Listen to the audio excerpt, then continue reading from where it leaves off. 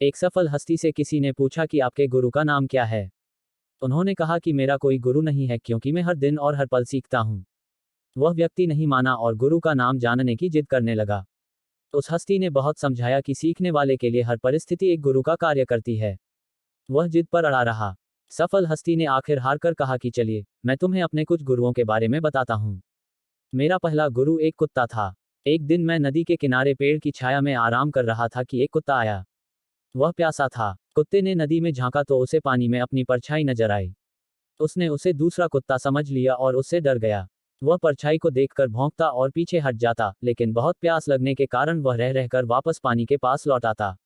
अंततः अपने डर के बावजूद वह नदी में कूद पड़ा। उसके कूदते ही वह परछाई भी गायब हो गई।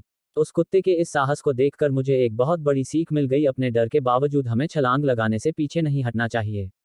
डर तो सबको लगता है, लेकिन डर के आगे ही जीत है। मेरा दूसरा गुरु एक चोर था। एक बार मैं देर रात किसी गांव में पहुंचा। वहां कहीं रुकने की जगह नहीं मिली। तभी मैंने एक आदमी को देखा। वह दीवार में सेंध लगाने की कोशिश कर रहा था। मैंने उससे ठहरने की जगह के बारे में पूछा। उसने कहा कि इस समय आपको कहीं आसरा मिलना मुश्किल होगा। मैं एक चोर हूं और अगर मेरे साथ रहने में आपको कोई परेशानी नहीं है तो आप मेरे साथ रह सकते हैं। उसके साथ मैं 1 महीने तक रहा। वह कभी सफल होकर आता तो कभी असफल होकर।